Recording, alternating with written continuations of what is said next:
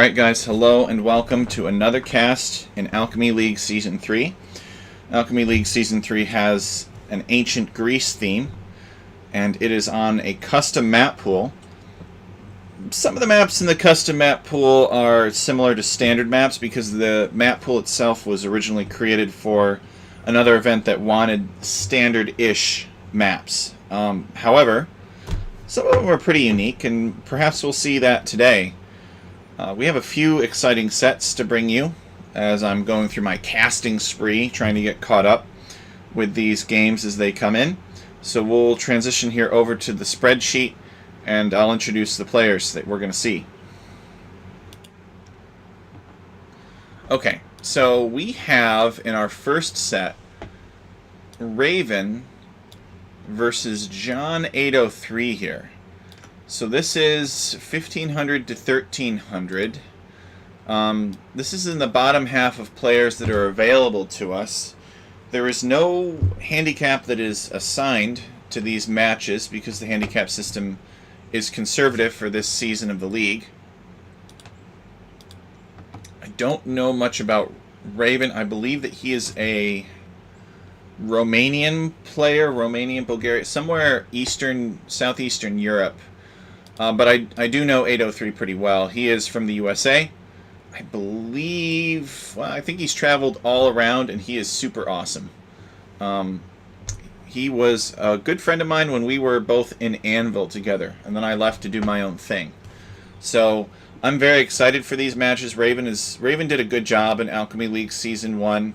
It was really a pleasure to see him compete, and 803 is an old friend of mine. So, you know, both of these guys I've had some pretty good experiences with. I'm looking forward to see how they do here. But just so you guys know, the skill level that we're looking at is between 13 and 1600, upper 1500s or so. Alright, so now that we've introduced the players, let's go and check out the map that they will be playing on first. Here we go. So we will page up here just because I thought this was pretty cute. So this is Greek nomad here, Nomades they say, and Nomades, I made some minor modifications to it, but one of the things that I did was I changed from 3 starting villagers to this ox wagon, and Raven is saying, you know how to unpack this thing, right? Now, the traditional ox wagon in Age of Empires is very buggy and pretty much worthless. And 803 says I don't. So it's a good thing Raven asked. And Raven says you delete it, and then a few seconds later, villagers come out. And 803 says thank you. Okay, so everybody knows how to get to their town center here. So now we can resume. But you start with this ox wagon, and some area a little bit explored around it. And the villagers come out, so we can see that, you know, 803 started with an ox wagon about here, and he's got some flares exploring this area. And you also get this heavy swordsman who has a lot of health, but he's only got 1 vision. So the reason he has so much health is because he's guaranteed to run into an enemy town center, and we want him to survive. So 803 building his town center over here, and Raven building his town center over here. Kind of the idea with this ox wagon start is that Raven already luring a deer in. That's pretty smart. I like to see it when players use their heavy swordsmen. Like, I kind of wanted a little bit more feudal aggression, but I blame the lack of feudal aggression in traditional Nomad. I blame it on 2 things. Number 1, you don't have a scout, so you probably don't know where your opponent is. 803 and Raven's dude performing a disappearing act. I guess these guys are just gonna chill out, have a little bit of a powwow there. Not sure why Capture Age is doing that to us. Anyway, so one of the reasons is no scout. That traditional nomad is... Oh, these guys are gonna fight over it. Look at that. But this is gonna take forever. Look at this. This guy does 1 damage per hit. 803 is just interested in keeping the sheep converted so he can have them. Raven has not yet decided to convert the sheep. I guess they each get 1. I suppose that's fair. And then the other reason is because you literally have a dock right away on Nomad.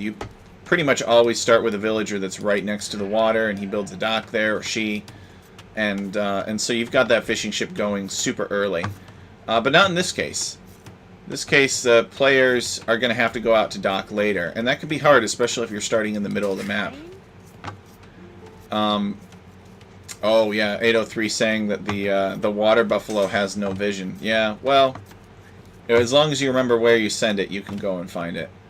What else should you know about this map? Well, I think more important than the map right now is their civilization choice. So Raven has picked the Italians, and John 803 has picked the Romans.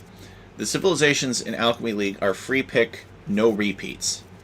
So Raven had no idea what John 803 would pick. Probably assumed that 803 would pick Mongols. Or Spanish. Sorry, not Mongols. Spanish. Let's take a look at their bans, actually. So 803 banned Malians in Spanish, and Raven banned Franks and Persians, actually. So Raven knew that 803 would not be playing Spanish here. So I'm not really sure why Raven picked Italians, if you want to know the truth. I see Italians as more of an anti-conquistador pick, like the civilization that you pick when you want to make Genoese crossbowmen to just destroy conquistadors. But maybe there could be some other reason that only Raven knows, and we'll have to watch the game for clues of what that reason could be. So I think we see here 803 has gone out, and he has decided now is the time. He's going to start building a dock. Roman villagers are 5% more efficient, just in general, starting in the Dark Age, I believe, if I remember correctly, which is a huge bonus. You could maybe get a little bit of wood faster, get that fishing ship out faster. It could benefit 803's economy. Raven has not yet docked, although it looks like he wants to. But is 803 going to find this? Guys, remember that 803's vision is terrible on that thing, so of course he didn't find it. But maybe, I mean, there could have been a remote chance that he would find it. And Raven just walking out across the map, looking for a place to drop a dock, as the Italians. And it looks like this is going to be the place. There's a shorefish there. He's going to build a dock right here. So, guys, it's another important thing to note that this nomad, this mass of land, is extremely random. In this case, it happens to have water on all four sides, but it doesn't always work like that. You know, so I expect very aggressive naval action, unlike the previous Nomades map that we had, where people pretty much had free fish booms. 803 has rediscovered his water buffalo, and he's bringing it back home. So that's 150 more food there, but he does have a lot of sheep already. He's bringing in this boar, too. 803 with the score lead, stronger economy. This is, looks like he's having a pretty good game so far. Let's take a look at Ravenstown. Raven's built some houses out here. He's trying to trick the boar with the villager. I'm not sure what's up with that. She was already at full health. Maybe this was just a random house and it's not some elaborate boar lure. I always assumed it was an elaborate boar lure, but maybe not.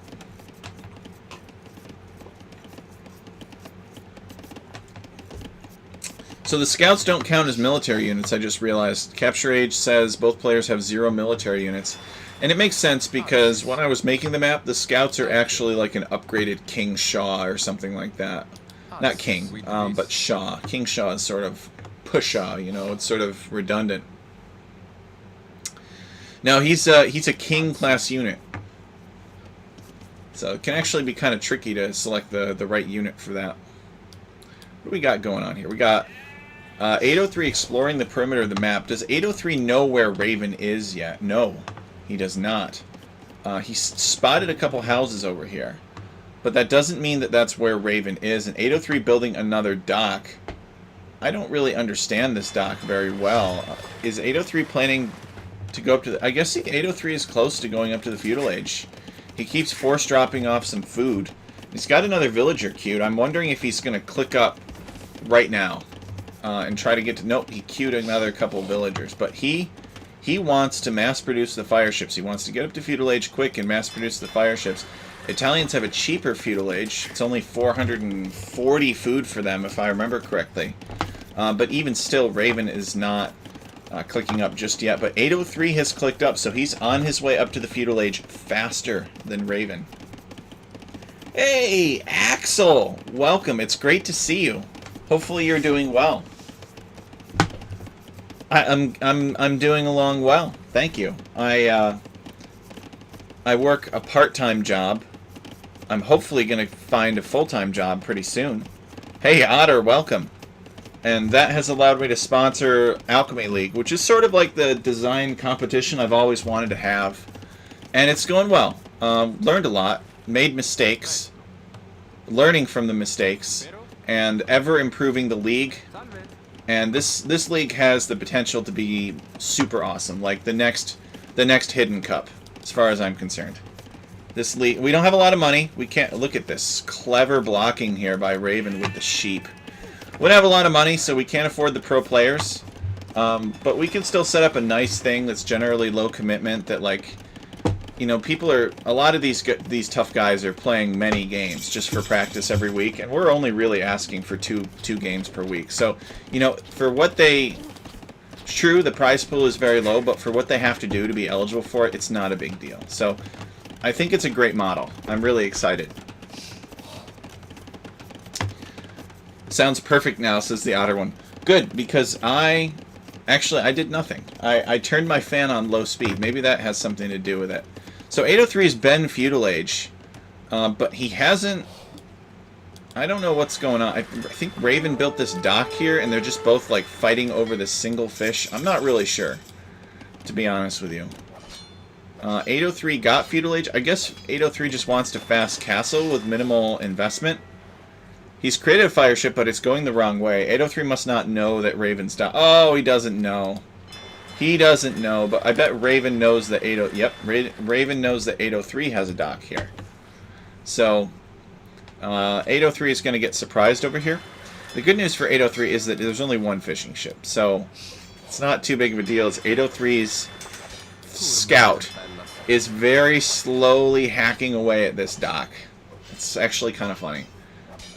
It does 1 damage per hit, so in about 1,780 hits, it will destroy this dock. Alright, but 803 has arrived with a fire galley, and he needs to put that fire galley to work. Raven has no ships here, and he hasn't even started making anything yet. Raven just wants to click up to the Feudal Age, or the Castle Age. He has the resources, but I don't know that he will. The Otter one says, I guess you're doing them in order. Is there any chance you do my round 2 set? I'd love to watch it live. Last chance. I'm here for a few. I am going to talk to Cookie Pirate to see if we can get Cookie Pirate to cast your set, Otter. I am doing them in order. And who knows? Maybe these sets will be super quick today. And I'll be able to cast 3. Look at this. Raven building a new dock, not fighting 803 on water. Well, actually, I lied. He's building a fire galley and he's building a demolition raft. 803 deciding to fight this over here. He is building a market, and he's going to be clicking up soon. I'm surprised Raven hasn't clicked up yet. Raven must not have the buildings. That's must be what this is about. Because Raven certainly has the food.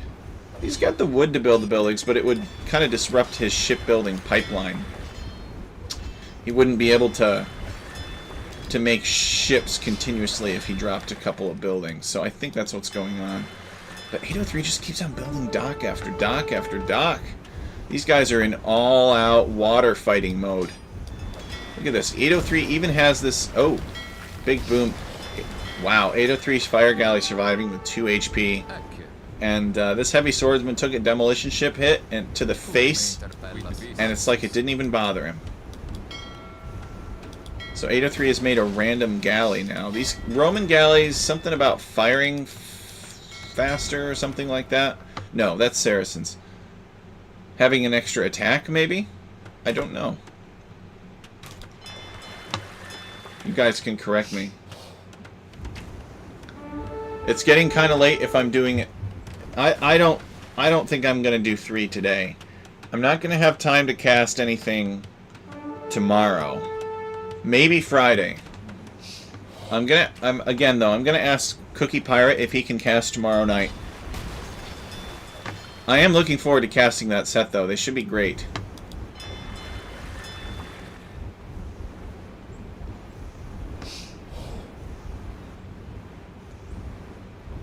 You're only back on Sunday. Sunday could work. Alright, 803 is on his way up to the Castle Age. Raven has enough resources to go to Imperial Age almost, and he still hasn't clicked up. Raven needs to get his act together here. He's got a blacksmith. Where's the market? The Otter one says he would prefer me to cast it. That's so nice, Otter. That's highly flattering, actually. Otter, you should know that flattery will get you everywhere with me. Alright, let's see where you are on the stack here. Oh! You're up against DJ Pesto. So that's the next one. Oh, those are the next two, actually.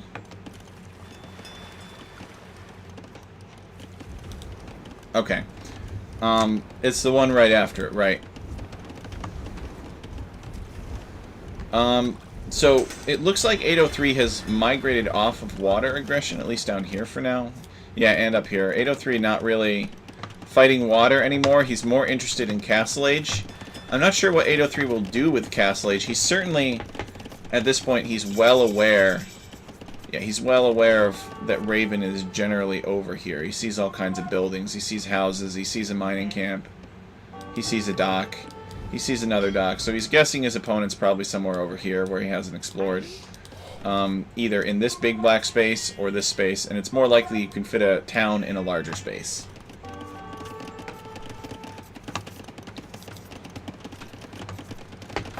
So he's getting Bowsaw, and he's gonna boom. He's gonna build another town center. Oh, no, wait. Okay, so 803... Yeah, 803 believes his opponent is over here, because he's built a forward siege workshop. He's gonna build this house, and he's got a few spearmen wandering around. So we're gonna see some kind of pikeman and siege push, which actually really excites me. Raven is working on Castle Age, but he's not there yet. He has the stone to build a castle, and he needs just a few more seconds to be able to start building it. And where does Raven build his castle? Presumably the castle is his goal here. Wait, Raven is building a stable. What on earth? I don't understand this at all. Your opponent's going pike. Your opponent's already gotten pikes. But I guess they're close enough together that this strategy makes sense. But I don't know. Maybe Raven is thinking like he's gonna raid John 803. He certainly has a lot of sheep here. 803 can flatten. There goes a sheep to some rocks.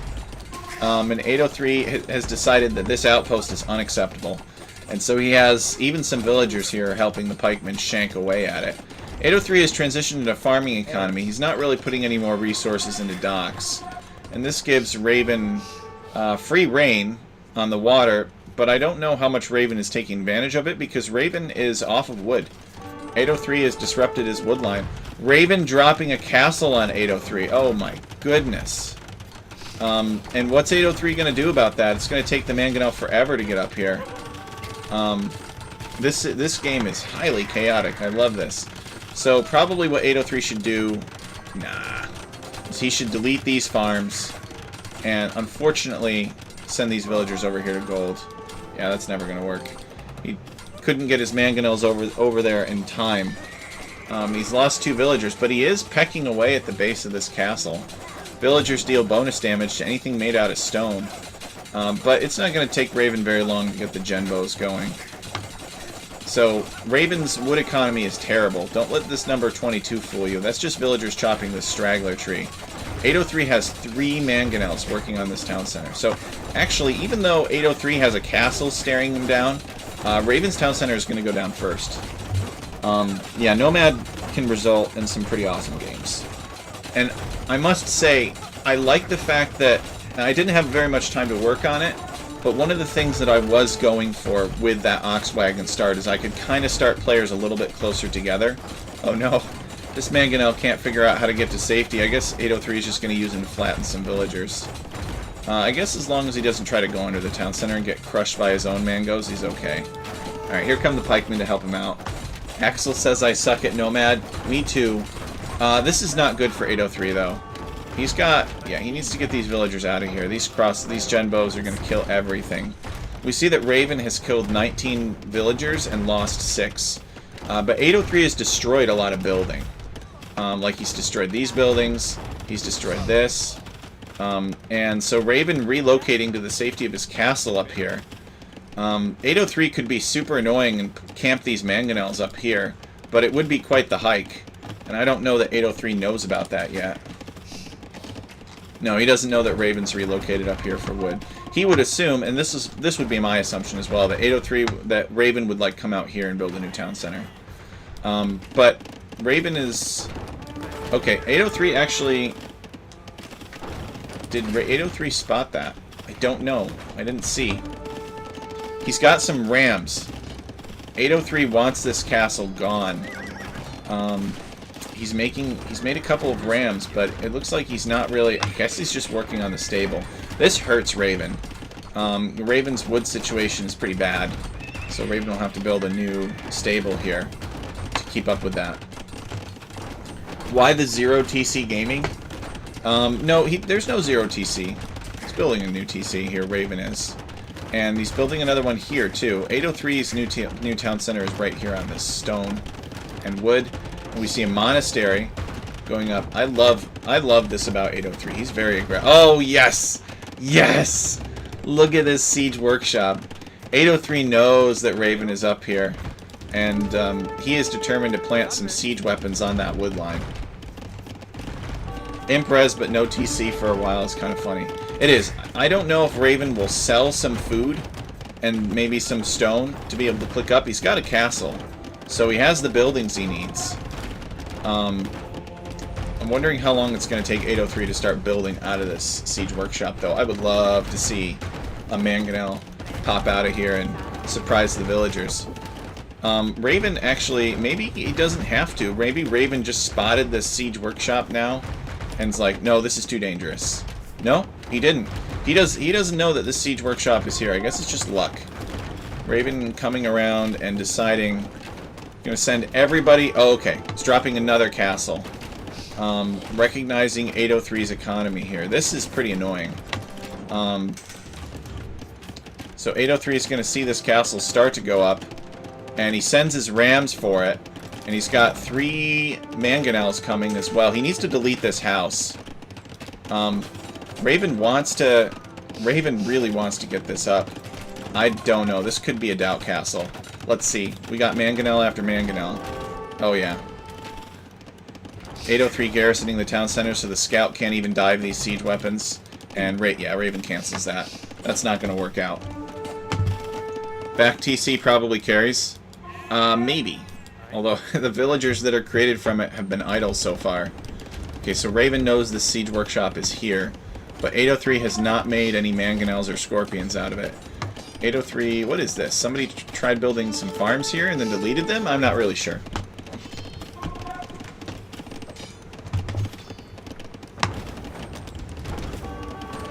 Okay, so Raven making scouts now. Okay, here it comes. 803 has decided now is the time to rush this castle. He should send these pikemen forward and garrison them in the rams so the scouts don't get free melee damage. I think that's a little bit of a miss there. He lacks some villager production hotkeys, and these rams are going to go down to the scouts. And he had the pikemen to stop it too, but they just weren't anywhere close. That's really unfortunate for 803. He loses 4 rams. I guess he did damage the castle halfway. Maybe a third of the way. But it would have worked out way better for him if he had garrisoned inside the rams first before going up there. He idled lot versus me. Well, when you're under pressure, it can be hard to remember to make villagers. And that's something that I struggle with as well.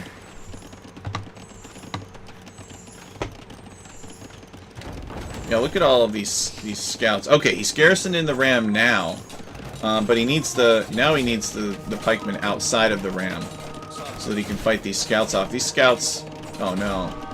These scouts are getting in there, they kill the mangonels, they kill the monk, and now they're going to run away. Bad timing for 803. By the time he figures out to garrison in the ram, it actually costs him.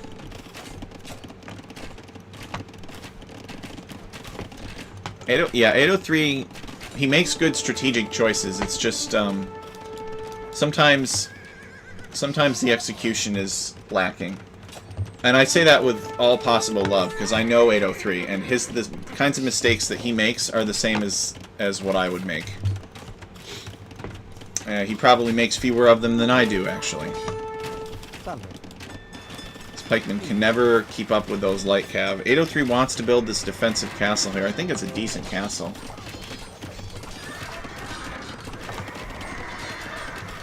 But he's got a lot of idle TC time here, coupled with the fact that he's had many eco losses. Raven is up to 86 villagers, and 803 only has 27. He's trying to get this castle up. Oh my goodness. And with no mangonel out, this castle could actually go up. I mean, 803's castle being completed first will slow the progress, because the villagers will only be able to build it from a few locations. This castle needs to attack these villagers, not the Genbos. And 803 could really use the range up. Actually, he's already got... No, he doesn't have the range upgrades. He could use some range upgrades. Now, given how stupid AI is in Age of Empires, this castle was probably like attacking a scout that was running back and forth instead of the villagers. Yeah, I think that Raven should have lost more villagers getting that castle up.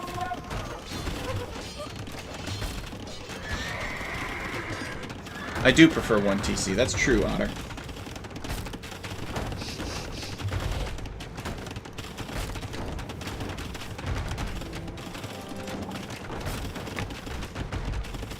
I prefer 1 TC because it's very difficult for me to keep track of all of the other TCs.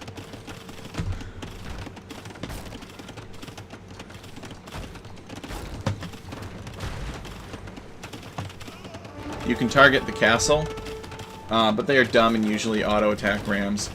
Yeah, I agree. I don't know. I think that that's kind of done on purpose, unfortunately. Like, I saw some video that explained that units in Age of Empires will automatically attack whatever they're most effective against, if they are allowed to choose. But for some reason, buildings attack whatever they're least effective against. Kind of annoying. So 803 deciding to settle down in these lands here. Little does he know, or he didn't know at the time, but Raven is over here. Now he knows that Raven is here. 803 is going to take this stone, and I'm not really sure what he's... Oh, okay, he's just going to resign. But this is a wild game, a good game. 803, just a few execution errors, but, you know, I don't really think he did anything wrong. He gave Raven free reign on water, but it made sense in the context that 803 was going to do this glorious mangonel push. But then Raven counter castle dropped him up here and really hurt his economy. So we give the first game to Raven. Alright, let's go on and cast the next one now. So, the map of the week was Nomadas, and the next map is Arabia. And this is Greek Arabia. This was selected via a discard system.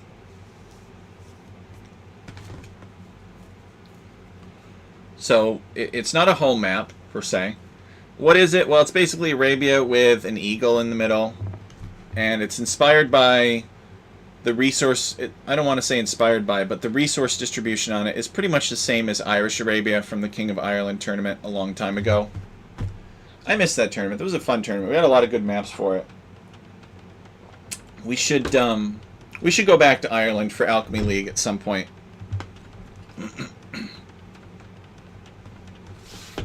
You'd choose Arabia if you were 803? Really? You think this map is chaotic, huh? We just saw something pretty chaotic. Actually, Nicaea is pretty chaotic. So now we're back to the standard heavy swordsman here. The guy with 7 attacks, so he looks super scary, but his attack reload time is 4. So his damage output is about the same as a normal scout, but he's only got 15 health. So he's really not that good.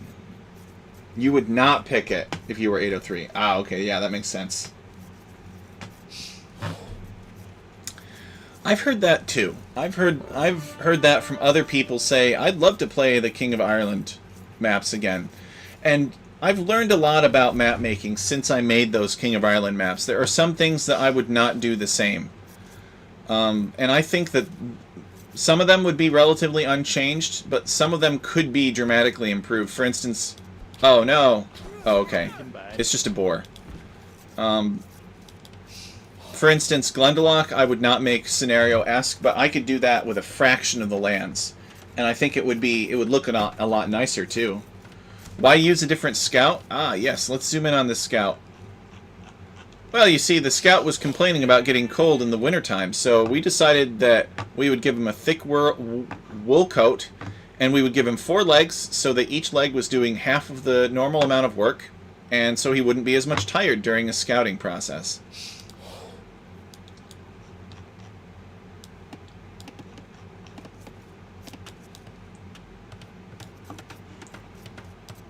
Oh, you mean this scout? This heavy swordsman? Look at him. Look at him, Axel. He looks like he's from ancient Greece. He definitely belongs here, Axel. Alright, so let's talk about the civilizations for a moment. Raven, good choice. Mayans, resources last longer. The resource distribution on this map is brutal. It's not as bad as Livati, but it's still not great. These resources mirror those that were used in the King of Ireland tournament. So, you know, one gold, 1 stone relatively close, and then more resources that are just kind of far away. A gold that's sort of far away, and a stone that's sort of far away. And the deer actually I did bring in a little bit closer. But Mayans make a lot of sense here, because their resources last longer. So, a little bit more forgiving in case you are unable to secure all the resources that you want to secure. Meat will last longer. Wood will last longer. Let's talk about the Huns. Great for open maps, and this is a very open map. Sure, there's forests, but fundamentally, there's not a lot of space occupied by forests. It's mostly open terrain. Kind of cheap way to make a scout. Bad puns indeed. So we're probably going to see scouts from 803. He loves his scouts. And Raven, I'm not sure. Maybe he's going to go like a fast castle. He's going to build stone walls and fast castle. But my guess is he's going to go archers. The archers won't be as fast as the scouts. But maybe that's okay. Maybe he's able to build a spearman or 2 and defend from the scouts. So 803, he's lost his scout, but he's getting loom now, so it would be 19 pop. 803 is doing a 19 pop scouts build. Loom is going to come in, he's going to force drop off from this sheep. Just watch. He's getting a little bit of idle time now, and yep, there it goes. There's the feudal age. So 803 is a part of Anvil, and they have all kinds of crazy scouts builds. They've got a guy that believes in making scouts only on Arabia. He just loves them. He's a friend of mine. Alright, so 803 coming out here heavily to wood now. I don't know if he'll build another lumber camp. 803 certainly, although he lost his scout. Oh, 803 has no knowledge of where his opponent is. Yikes. How come I didn't spot that earlier?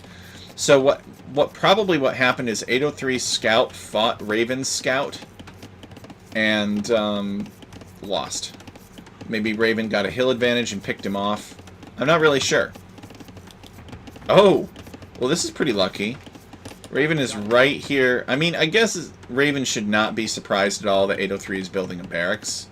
What could be important is the timing of it. And this is a loomed villager, so this villager will actually defeat that swordsman. Raven cannot fight this. Raven has a barracks of his own. I mean, maybe Raven is slightly surprised by the timing of the barracks, but even then, it's really not that suspicious. So what Raven needs to know is this right here. I mean, he probably already suspected it, but now he knows for sure. Both players getting double bit axe as soon as they can in the feudal age. 803 getting horse collar as well. And you can bet that 803 is going to start laying down the farms and churning out the scouts here. He's making a villager, he's making a scout, he's going to make another villager, and yeah, 803 is going to start putting down farms. He's got 160 wood so far. I'm not really sure what he's waiting for.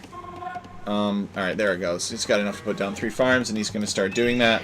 He's going to probably queue up another scout when he can afford it. Super tight eco, though. I don't think the Huns really have any eco bonuses, aside from not having to build houses. But 803 is not going to wait. He's going to go out and see what's going on. He's going to scout his opponent, at least. He's got the 1 scout ready and available. He would have liked to have more at this point, but it is what it is. I mean, Raven hasn't exactly shown up yet with anything. But 803 is going to scout this. So 803 knows that, okay, you know, my opponent is going archers. Surprise, surprise. He comes in here for some action. Oh, okay. He's got to steer clear of this spearman, though. Otherwise, he could... Yeah, well. There goes 803's scout, which is unfortunate. 803 going to build an archery range now. So 803 is making an interesting choice, and I think it's a good choice. And that is that he is not going to try to overpower Raven's army with scouts. He is just going to go into skirmishers and defend. He's had a little bit of a rough Dark Age, I think. Maybe he didn't get the scouts flowing as quickly as he may have wanted. So, adapt. 803 is very adaptable. He's going to build another lumber camp out here, and you can see that he's got a skirmisher in queue. So, he knows the archers are going to be coming. So there's a disadvantage with going skirmishers versus archers, though, and that is that skirmishers require food. And food requires farms, generally, when you're in the late feudal age, and farms require wood. And I guess what I'm getting at is that skirmishers are more expensive than archers. Even though resource-wise they may seem similar, the access to the resources that are required to make skirmishers is harder than just mining gold.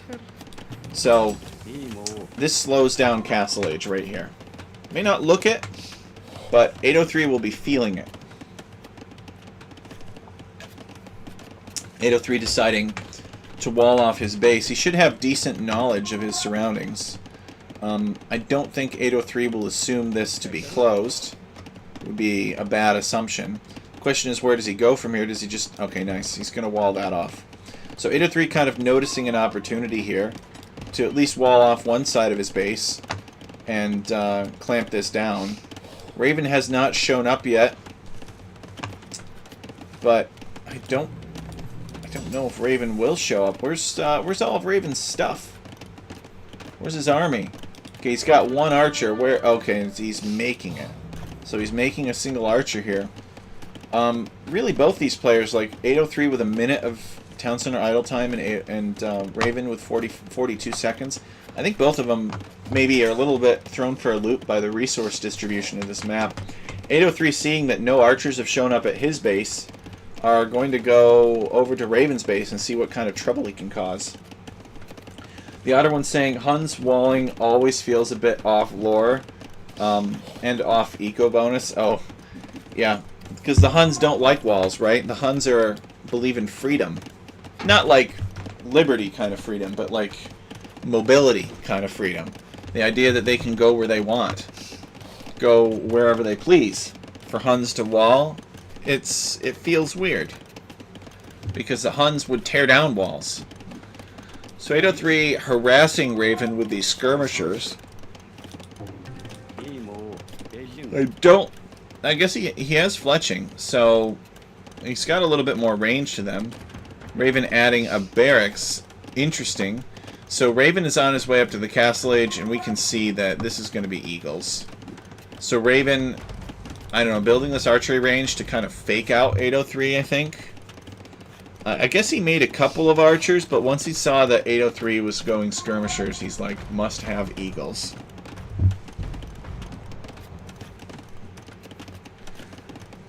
The Otter one says the house bonus is much more useful if you focus the gained villager time on gathering resources. Well, some of us need to feel safe at night.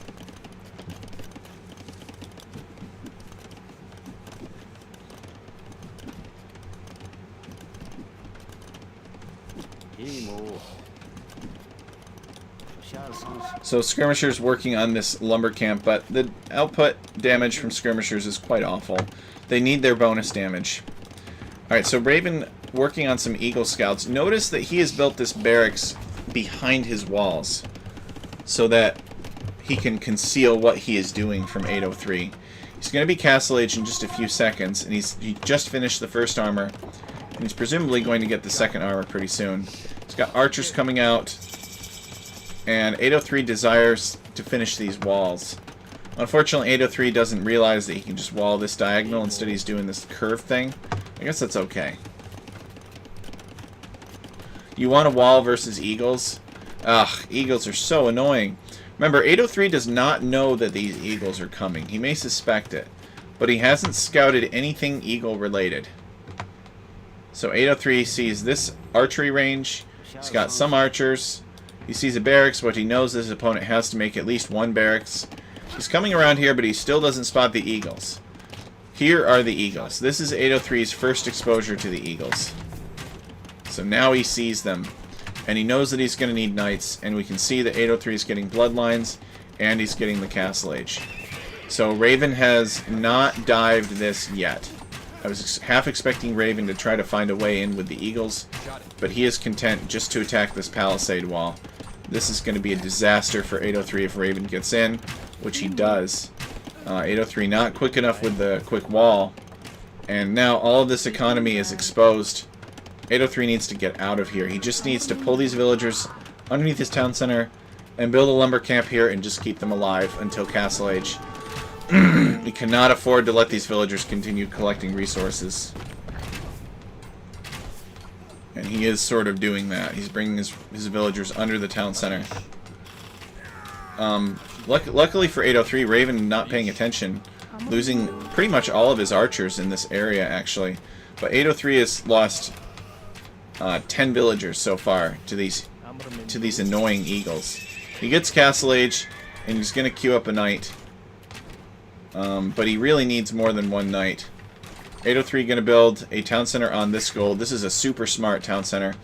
If he can get away with this town center, he could stay in the game for a little while longer.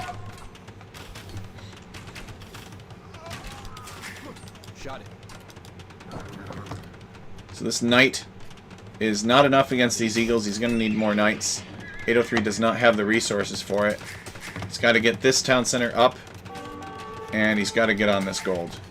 Raven has built the second town center as well on his gold, and he's adding a third. But 13 villager kills for Raven. 803 is in pretty rough shape. He wants to... Oh, okay. He wants to make cavalry archers. I don't know that I agree with that. I don't think cavalry archers are a really good choice unless he sees his opponent making pikemen.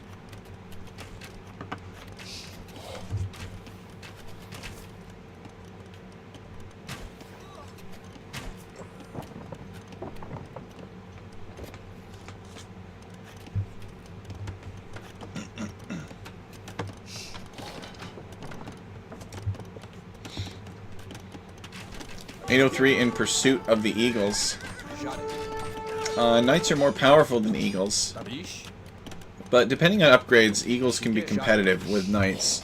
803 building a siege workshop for some reason. I think it might be to make scorpions, so the knight is more effective, so that he can more easily kill eagles. I think 803 should run here. He's done his damage with the knight. Okay, should garrison and kill this final eagle. Those eagles were just devastating.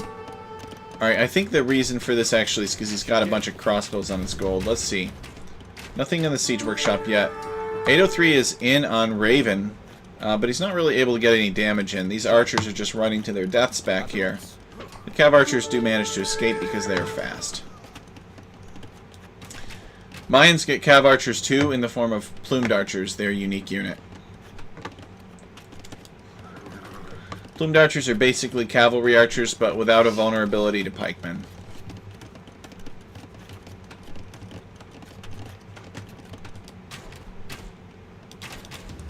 Okay, mangonel almost done. 803 is going to use this mangonel to fight these archers off. A direct hit. These archers being on a hill mean that the mangonel does less damage. And I guess Raven just letting this mangonel flatten his archers. He must be distracted somewhere else. Or maybe he just doesn't care. He wants to pop space for eagles. More and more eagles. This is too many eagles. 803 can't fight that. He has to withdraw.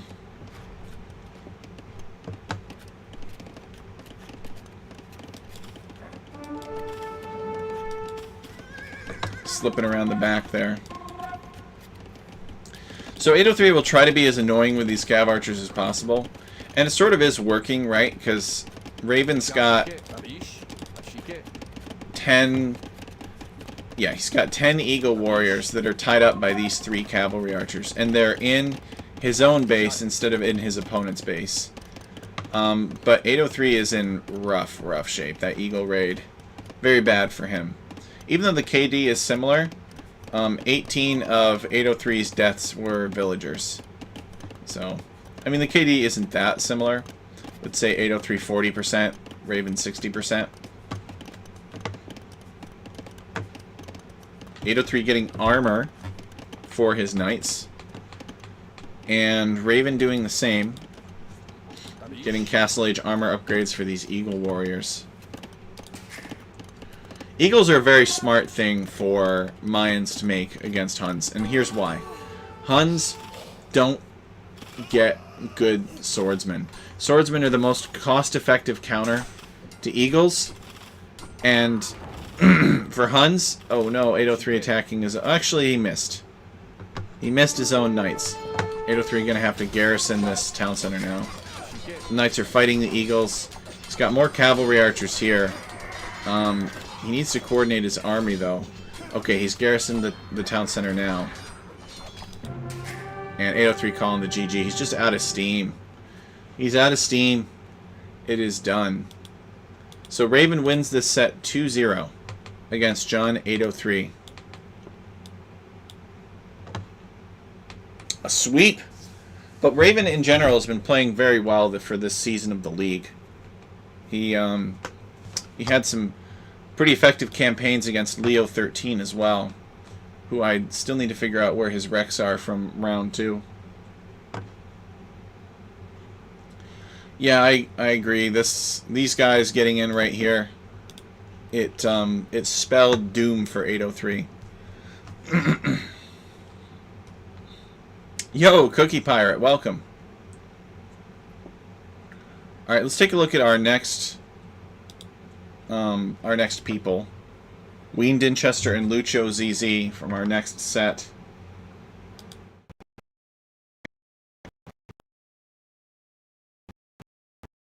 So these guys are like seeds 1 and 3 of this entire tournament. Let's show them the LibreOffice calc here.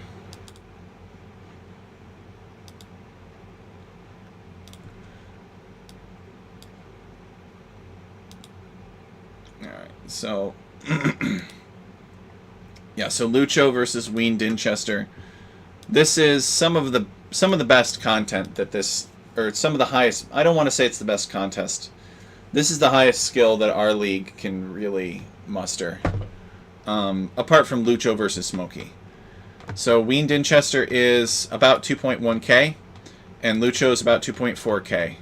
So this is pretty much the best of the best for our league, and I'm looking forward to seeing these guys in action. Lucho has played with us since Season 2. He found us, and he likes us. You know, it's just a small thing that he does. You know, there's more lucrative things that he could be doing, but it's only 2 games per week, and he doesn't seem to mind. Yes. Yeah.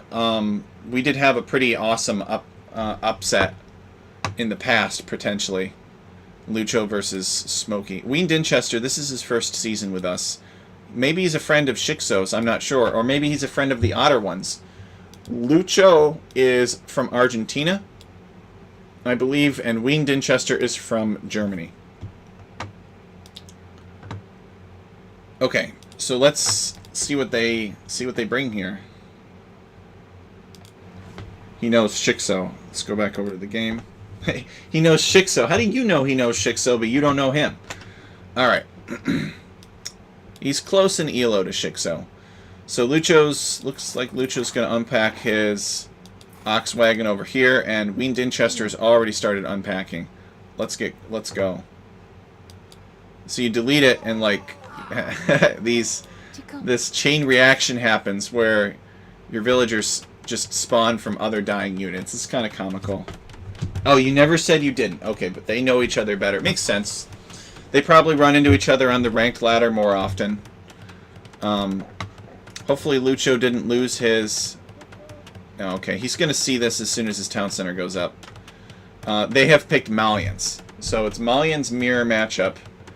The bands are Cumans, Bohemians, Turks, and Spanish. So again, another Spanish band here, probably in light of the fact that game 1 is Nomades. What's interesting, and Lucho's going to find this out pretty quickly. He's actually already found this out. This is a solid border right here. You know, this is not water. So he's kind of at the edge of the map right here. It's a fun part of Greek Nomad. So town center's going to go up for Lucho, and we'll probably see him send a villager out to build a dock. Although it'd be interesting which side he picks. Maybe Lucho's scouting with his heavy swordsman here, Nomad version, and he wants to try to figure out where Ween Dinchester builds his dock. I would think that that would be his big priority after finding some sheep. Maybe he's going to push these deer in instead. I don't know. Ween Dinchester kind of out here on this side. They're actually kind of far apart this time.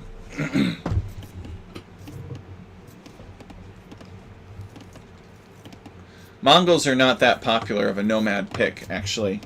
I haven't seen too much of them. Ottawa, everything good on nomad. So Lucho's come over to this side to build a dock. He's Malian, so you can build the dock and the fishing ship immediately. We can see both players have relatively clean town centers. You know, not much town center idle time. These guys are really good. Lucho getting loom now, though. Probably to help him afford things. He's going to have to force drop off here. Maybe he already did. Okay, he's got a villager going. But we're not going to see much idle time from these guys, unless something is very wrong. Okay, Ween Dinchester building his dock kind of out here toward the tip.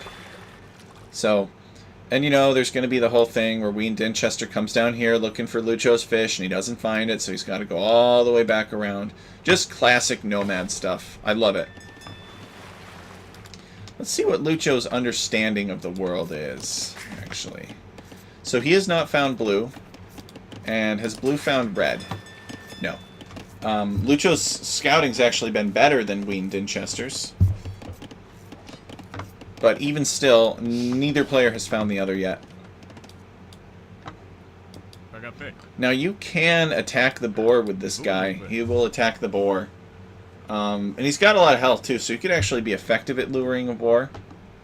But he might be more useful trying to find sheep as well. Cookie Pirate says, I like watching Nomad, but I hated playing it. I put the no in Nomad and the mad in Nomad. Yeah, no and mad. He is both of those things. So, what do you guys think is going to happen? I think it's going to be Fast Castle into Unique Unit. That's what I think is going to happen. He is no longer mad. I appreciate that. So Lucho, 4 fishing ships. Ween Dinchester, 4 fishing ships. So 18 economy, or economic units to 18. They're essentially tied. Lucho, slight housing, but he gets it up. So it's really not... These guys have pretty much got this mirror build going so far. They're both Malians. Maybe we'll see some different strategies, but I'm just not sure. You know, both players want to do well in the league. It seems like at higher level there's less risk involved than at lower level. But I could be mistaken. Okay, Lucho sending his sheep forward, including this water buffalo, who's super speedy but has no vision. Ween Dinchester luring a boar in with his heavy swordsman here. Guess if you got nothing better to do, it's a worthwhile exercise. Oh no, the boar has lost interest. It's a forgiving boar. And Ween Dinchester is just going to go and explore some more, I guess. Going to send the villager out for it. It's not worth the trouble. And that could make sense, right? Ween Dinchester needs to find out where his opponent is. I keep doing that from Gaia's perspective. Yeah, here he comes. So he's coming out to try to find Lucho. He picks up these sheep. Lucho had left an exploration sheep there. He's got another exploration sheep here. I almost think this map has too much sheep, but I'm not sure. What do you guys think? Agape.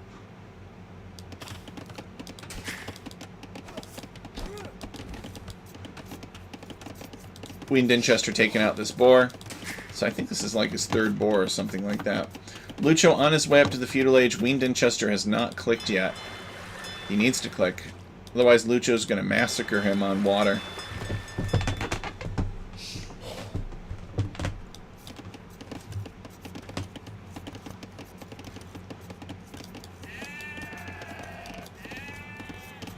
Lucho sent 2 exploration sheep to the same place. What's going on with that? Must have been a misclick. Gonna send 2 sheep right up. Yeah. So, well, he kind of knows where... I guess he sort of knows where Ween Dinchester is now. You can assume he's over here. He's got his scout coming this way. He's looking for him. It's almost feudal. Finds a sheep. And finds a house.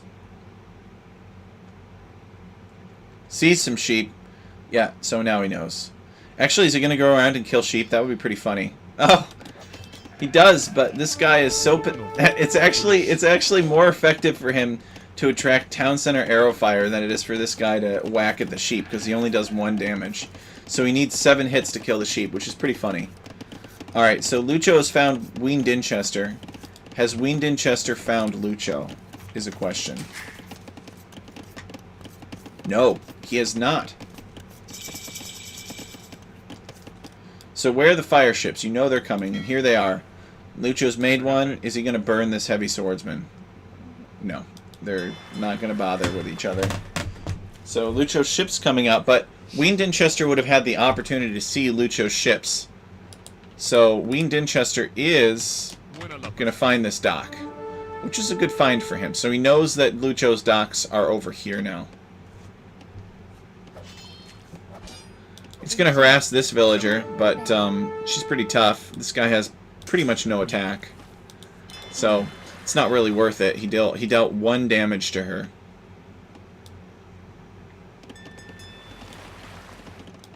So Lucho's got... Okay, these are sheep and a scout.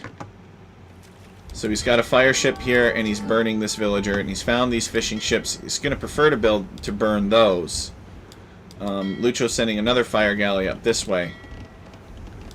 He's got to withdraw, so he has 2-to-1 advantage here against Ween Dinchester. Alright, here they go. So now Ween Dinchester has to run away. Now Lucho has to run away. So is Lucho going to continue to make fire galleys? He's making 1 from that dock, but he's not making another one here. Ween Dinchester has clicked up to the castle age. Lucho building a market so that he can click up. And he is about 1.5 minutes behind. And he's got extra resources too, so I don't know, Lucho must have been distracted.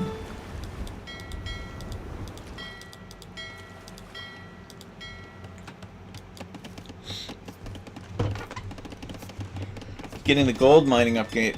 Remember that Malians, I think their gold mines last longer or something like that.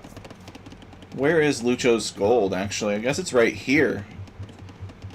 Actually, he's already taking gold. Where is he? Okay, he's taking it back here. This is a better place to take gold, actually. It's got a decent gold mine there. So neither player has killed a fishing ship, even. 0-0 economic KD. They're trying. Ween Dinchester doesn't really want to go after Lucho. He just wants to protect his fishing ship, so he's got a wall of fire galleys here.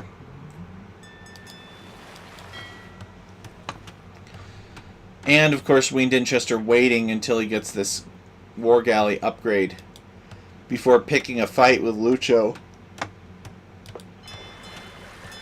Lucho building another dock here, and he's getting castle age in just 30 seconds. So he's going to need to try to outproduce Ween Dinchester. So I don't know, maybe the back dock gets the technology and the front docks do the building or something. Oh, now Lucho has to run away. These are much more powerful units, but the demolition raft would probably still be okay. So he's actually going to get a good hit there, and oh, he doesn't quite finish off that fire galley. That's unfortunate. He really doesn't want to donate too much health here. Nope, the front dock is doing war galley. He's just going to withdraw. Makes sense. Now he's going to repair his fire galleys. This one's the most injured.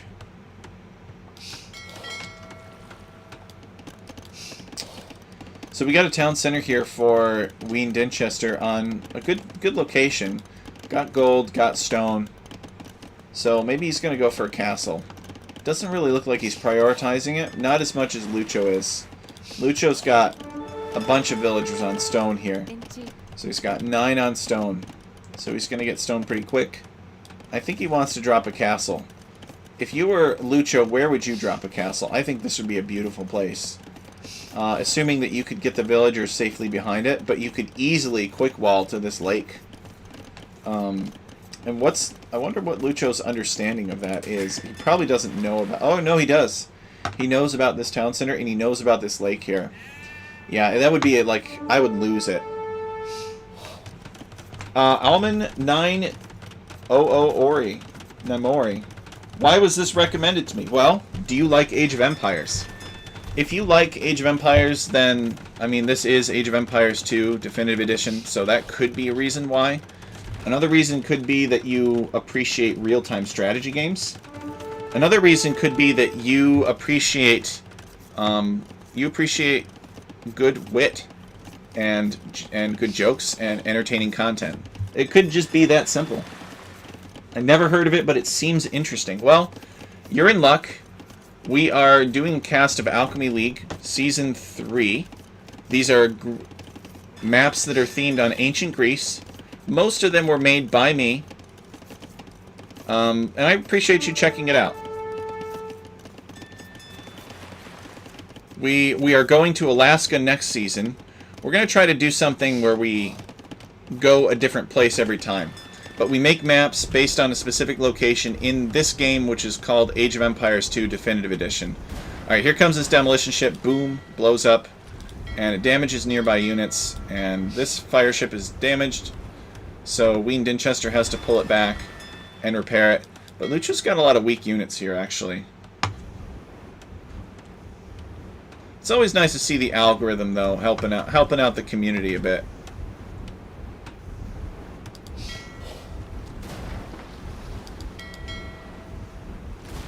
There we go.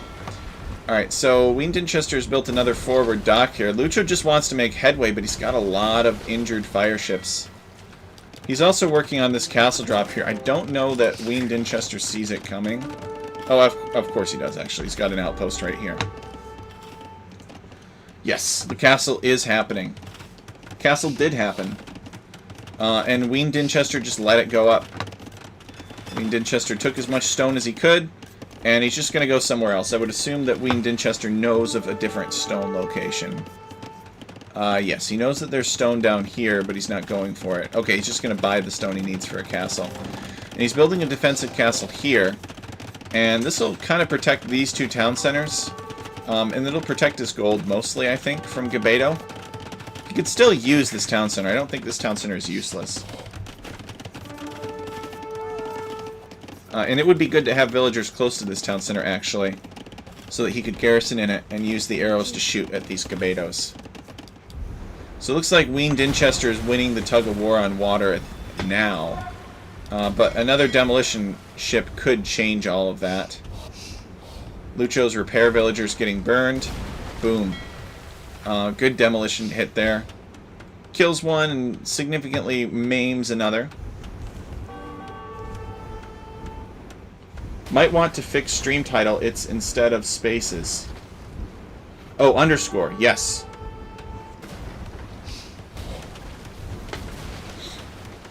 Oh, good hit. So these fishing ships go down. Lucho's gotten 9 eco kills to no eco kills for Ween Dinchester. So Lucho's in the driver's seat of this game. He's got the score lead.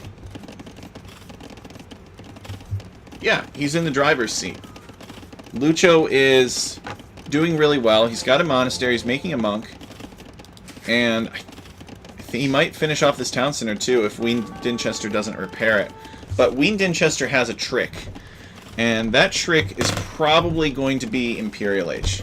He's got a castle, and he's saving up the resources. He needs 1,000 food and 800 gold.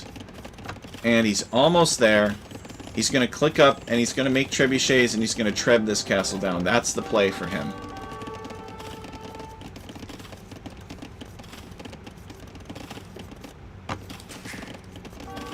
He hasn't repaired this. Okay, he's on his way up to the next stage. Whereas Lucho is getting relics. Lucho is making Gebetos. Lucho is expanding across the coast. He did win this battle here. It's only a matter of time before these remaining fishing ships are destroyed. Lucho has docked to this other side here, just to be cheeky. And that will give him, I guess, an extra fire ship. He didn't really need to do this, but if there were much more of a stalemate down here, then this actually would have paid off handsomely. Kind of like a 4 Lakes sort of thing. And this fire ship is going to finish off the last of Ween Dinchester's economy. So Ween Dinchester, but he got just enough food, really, out of those fishing ships to be able to click up to Imperial Age. He built a few farms. He's built a few Gebetos. He's adding another town center, but his main focus is going to be monks and trebuchets, I think, in the next age.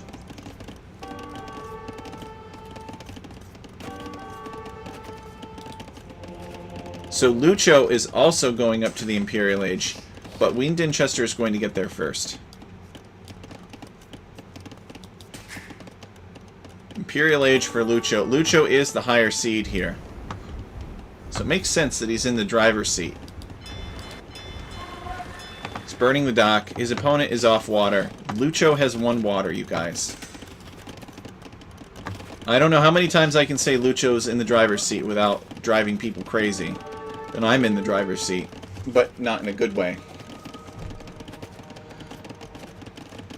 I'll try not to say that anymore. I'll just say that Lucho has command of the game so far, but they could all change.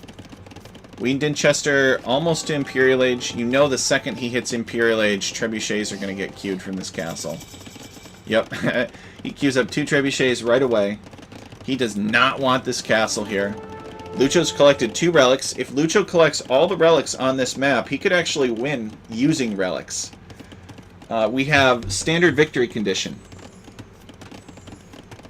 Is he on the steering wheel too? That would be unwieldy. But speaking of unwieldy, has anybody here ever lost a game of Age of Empires to relics? Because the Otter one knows people. Hey, Almanori, I appreciate you checking this out. Thanks for giving Age of Empires a chance. It's kind of an old game, and it has its quirks, and it has its issues, but we make a lot of content for this.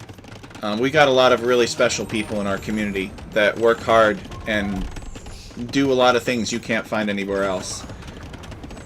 And we're pretty proud of that. And I'm not just saying that because we're like, oh, we got a lot of people that have funny memes that aren't found anywhere else. That's not what I mean. We have a lot of people that develop maps and settings for other people to express their play uniquely. And then we have people like the Otter one is in chat who play uniquely. And it's Age of Empires you won't find anywhere else. We don't have the highest skill in the world because we can't afford it. But I think we do well. The Otter one says, I've also won with them. Yeah. Most recent loss to relics was a practice game versus Funny Liquid for Dynamics maps tourney. Yes, I'll never forget that time that the Otter one barely won a relic victory in Alchemy League Season 1. That was pretty epic. Alright, so we see that we've got ourselves a trebuchet battle. Lucho sent some villagers to repair the castle, but, you know, he's behind. He's behind trebuchets. He does have a lot more Gebetos. He tried to get in here and he tried to get close to snipe the trebuchets with these Gebetos. But the castle was protecting them. So he couldn't really do anything. He's going to try to repair these trebuchets, though. Work on the castle. Drain stone from his opponent. Gebetos are considered a unique unit, so therefore they are easier for monks to convert in general. They don't have any kinds of conversion resistance, and I think they might actually be a little bit more vulnerable. Yeah, good night, Alman 9 Nuri.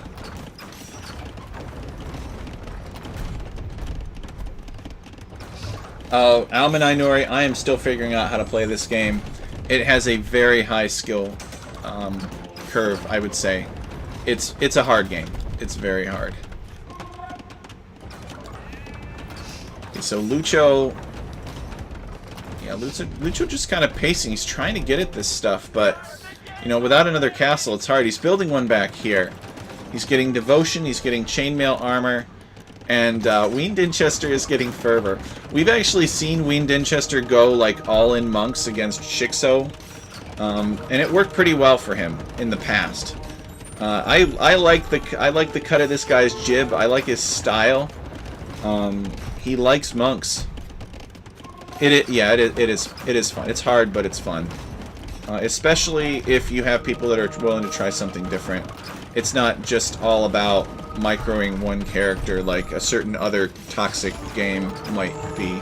Don't mean to throw any shade at any other game, but you know, Age of Empires has there is a big clicking fast element to it nowadays with DE and streamlining things, but there is also an element about choices and planning, and that's probably the bigger factor of the two.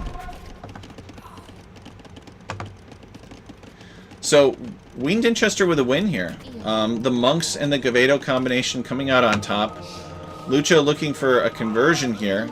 The monk goes down, though. He's too terribly outnumbered. He is building monasteries of his own. I always love when Age of Empires devolves into an atonement monk battle. How long before Lucho builds like 3 more monasteries and gets atonement, and the only thing that people are making is monks? That's what I want to see. I wonder what you wonder which game I meant. That's a good thing. If you don't know which game I'm referring to, that's a good thing. Blissful ignorance of it. Cars are a thing of the past, says the Otter one. The Otter one, maybe he lives in a big city where everybody takes the subway everywhere. Otter, this is America. I live in America. Cars are definitely a lot more popular here, I'll say.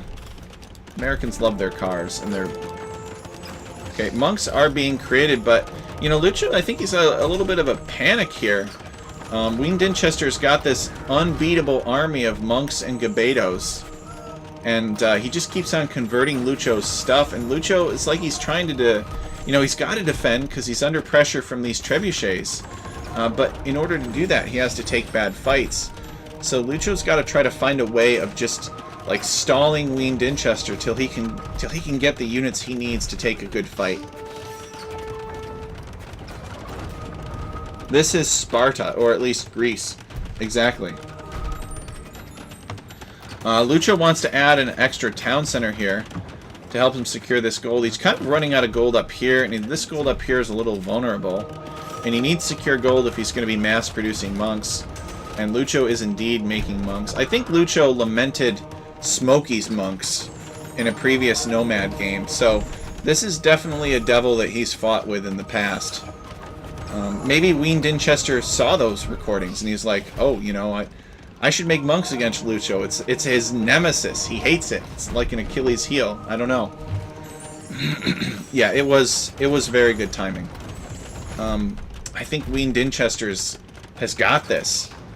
Lucho, we'll see though. Don't count Lucho out. He's a good player. He's very good. He's the best in our league. I know. It's always tough, right? Because if you're the best player, everybody's always rooting against you in the league, right? They always want to see an upset. It's important for everybody to have the chance to win in the league. We try. So we got chemistry coming in for Lucho, but no archery ranges. So, or siege workshop. Okay, here's a siege workshop. So I'm not really sure what the chemistry deal is. I think he's just a little bit panicked, maybe. Ween Dinchester's Gabedo was converted by Lucho. So Lucho has the water. He's got a free fish boom. But Winged Dinchester coming up here, castle dropping this town center foundation. I don't see any ranges. I guess he got chemistry and he changed his mind. More monasteries. But this gold is not able to be secured. Luckily for Lucho, Winged Dinchester has not found this gold up here. Oh, no, he has, but he is not checking it. So, that's kind of a little bit of a mistake, I think. He could probably end the game right now if he came up here and denied this gold. Lucho having to withdraw. This villager's walking in slow motion over to the stone, I guess, and he's gonna maybe take stone and sell gold, or sell it for gold. Yeah, I think Lucho doesn't like monks as much.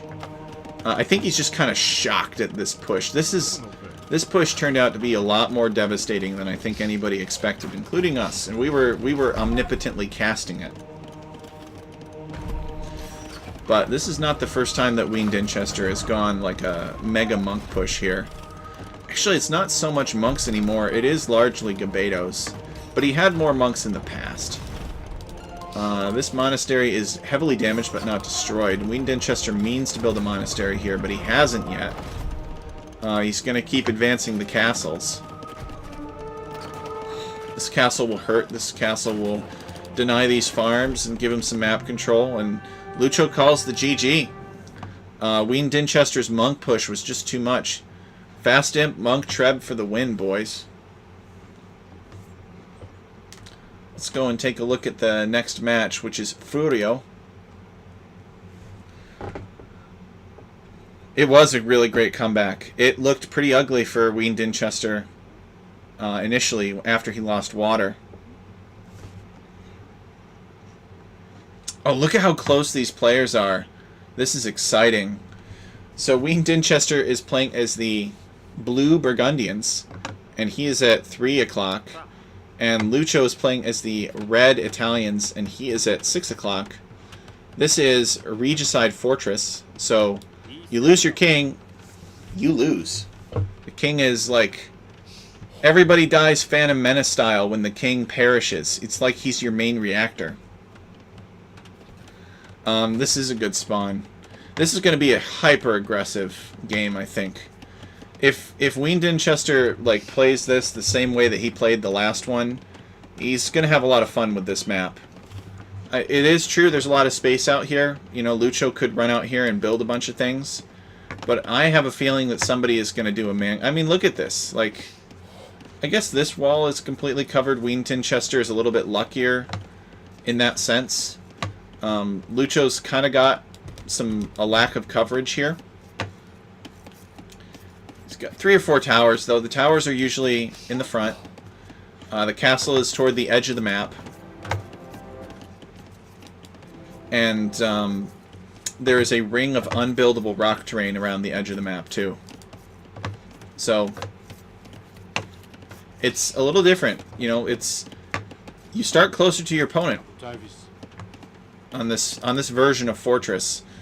Both these players are 2K players. They're really good, right? They can go out and scout with their king and not have to worry about dying to a castle. At least we haven't seen it yet. That would be pretty I would actually kind of chuckle. I'd feel badly, but I would chuckle. I'd be like, oh, you know, this person just... Have you ever seen that? Like, have you ever seen a Regicide Fortress game? Winged Dinchester is chasing this king here. Not fast enough, though. Have you ever seen a Regicide Fortress game where somebody's king died to the castle and, like, it was over in the Dark Age? That would be pretty triggering, actually.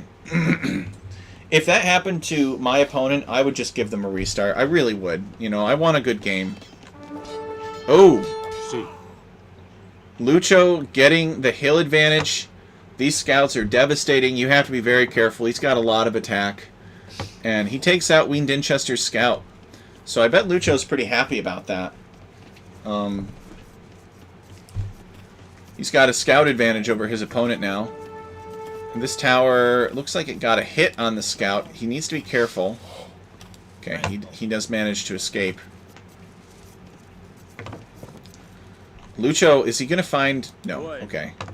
I mean, maybe, but the king is faster, so it's not really worth chasing him with the heavy swordsman unless you somehow manage to corner the king against a wood line or something. That would be some really bad luck.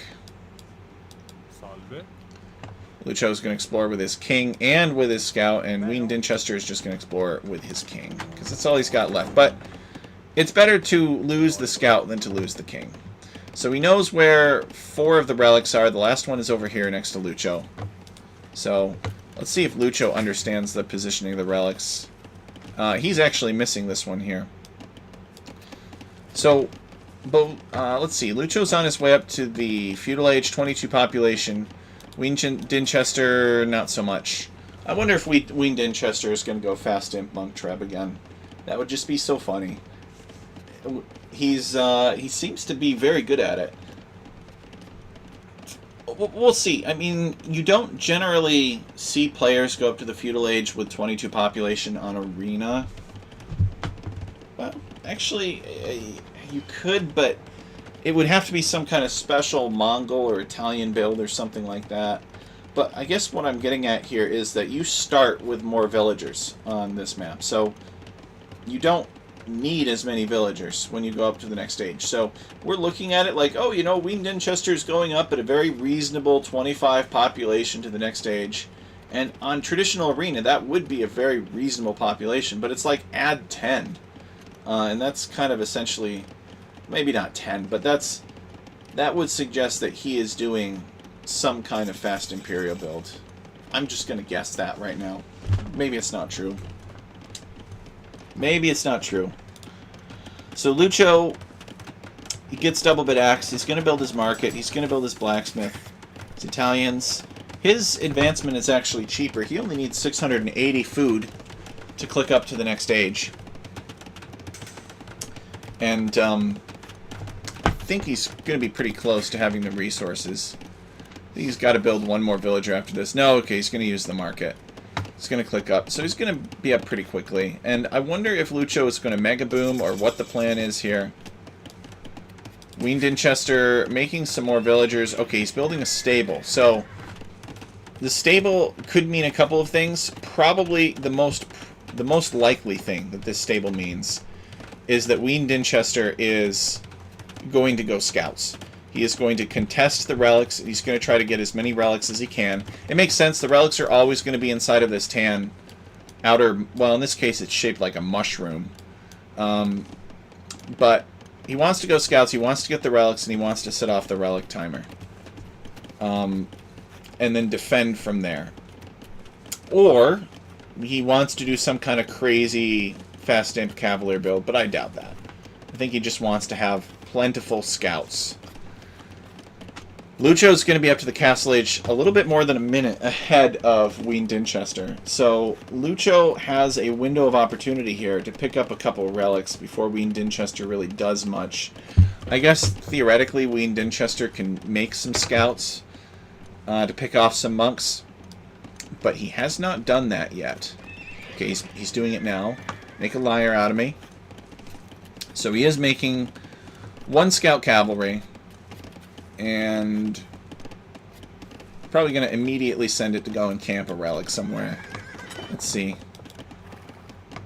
He could just be making it to replace his scout that was lost, but it seems unlikely. What's he doing?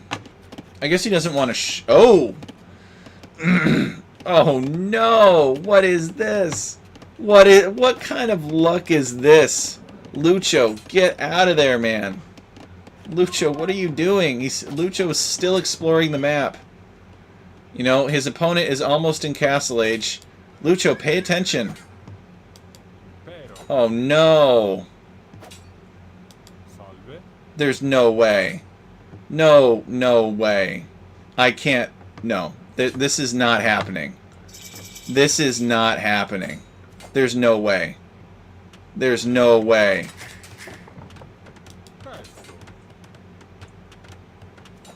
Are you serious? Oh my gosh. All he had to do... oh my goodness. Oh, poor Lucho. Oh, poor Lucho. Oh, ouch. Oh my goodness. I can't believe that. That's just crazy. Oh my gosh, poor Lucho. Like if this town center had just been like a split second sooner. Split second sooner. He could have just garrisoned in it. I mean, Lucho, at 12 minutes, Lucho is like still exploring the map with his king. You know, on the flip side, at least Lucho had got a really good idea of what the map looks like. Oh my gosh, what? I I have no words for that. That's just insane. I can't believe it. Well, um, every once in a while, you can be a great player and have something like that happen to you. He thought knowledge was power, but power was power. To quote Cersei. Alright, well guys, that's going to do it for me tonight. There are a couple of more sets in the league which I should cast, but I don't have time to do another one now. I'm going to try to cast the next two soon, but I'm not sure when I will get to it. Yeah, I'm sorry, the otter one. I have to return to work tomorrow, and I still have some chores to do before then. But I will make sure that it gets cast. Thank you guys for tuning in. The otter one has been a loyal viewer. Perhaps one of these days I'll have the courage to... I don't really like to cast out of order because then I get confused. But maybe we can work something. What we need is we just need more casters for Alchemy League. We need to like work out a smarter system, because I hope that this league, theoretically there's no limit to the number of people that can participate in the league. We got the algorithms all set up and everything. So there's no reason that we can't have like 40 or 60 or even 100 people. There's no limit to the number of people who can be playing in the league, but it'll just generate a lot more recordings, and we're going to need help casting them all. So perhaps we can offer some kind of incentive to people to help out with casting of Alchemy League. But first things first, for Season 2 we got this new system, the new bracket, and the sprints and the different rounds set up, and that was Season 2. And now we've combined custom maps with that. And next season we're combining like custom maps from scratch with that. And then maybe the next season after that we can do something more advanced with like how we configured the Discord and permissions for casting and everything like that.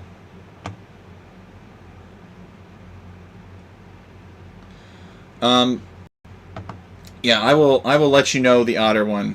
I will plan to cast them on Sunday. If that's when you will be around, I will try to cast them then.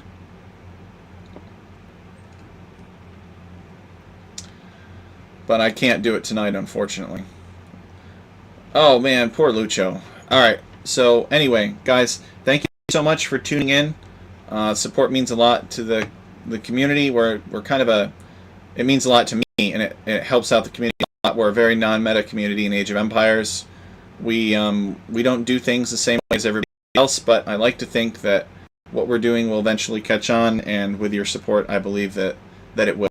So, thank you guys for taking the time out of your day to watch some Age of Empires with me, and hopefully I will see you guys again sometime very soon.